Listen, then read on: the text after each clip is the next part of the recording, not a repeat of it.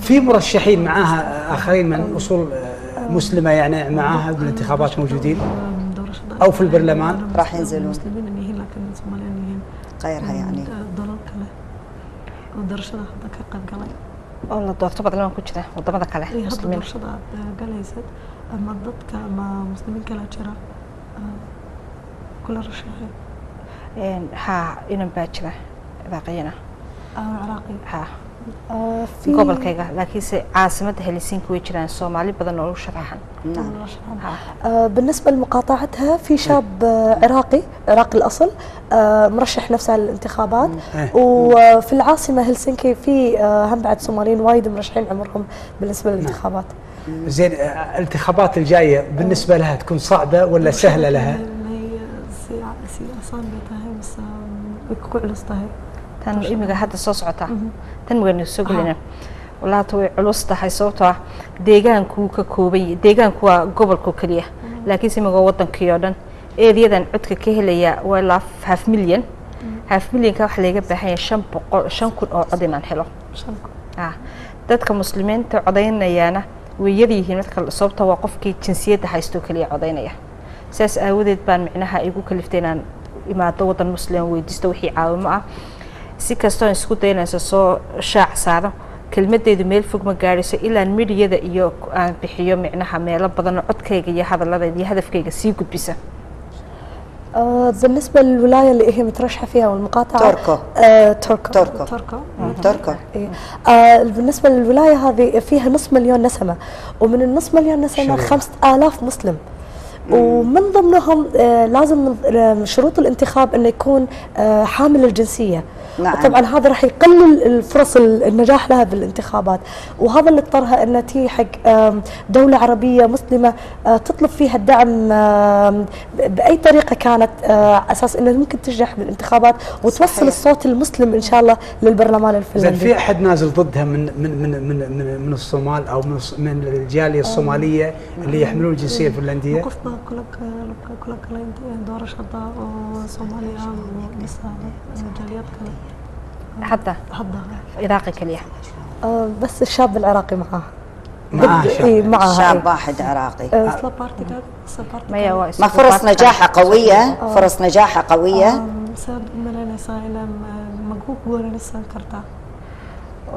سياسة وكل بوجلين إما قبل كلا دورتي 2011 كحجانك كلها ديجانك كونسلك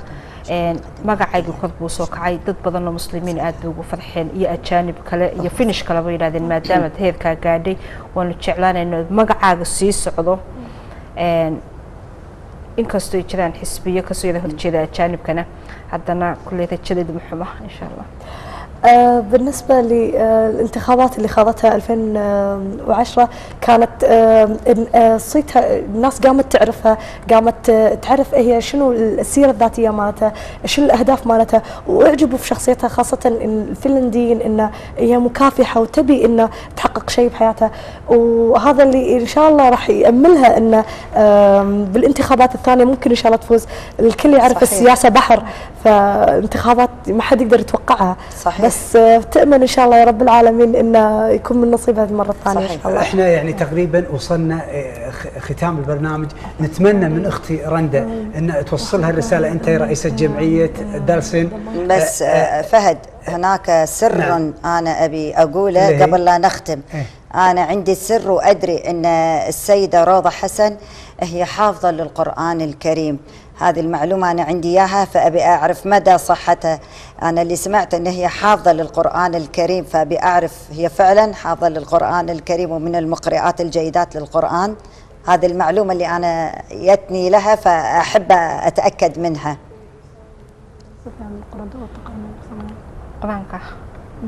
ما آخر سنة محافظ سلطان والله لا تنكسر يقدم بيجي أنت أود سعر السياسة يعني إحنا هذا يشرفنا شيء زين يعني إن إحنا نشوف إن إنسانة سياسية يعني ومتحمسة للعمل السياسي والاجتماعي وما نسيت أمور دينها يعني هذا فخر شيء وايد زين بالنسبة لنا بصراحة. يعني ما شاء الله حين ود مسلمك أنا إلى أني أشرف مسلمك إن كوجارو أو موتشي معناها إن تدك مسلمين تي مل بينو قلكران ما حفظتها قرآنك قرآنك دوشك مو حفظتين لك سنة أخذي كذا السيدة روضة تقول إن من الشغلات الأساسية إنك تحافظ على معتقداتك ودينك.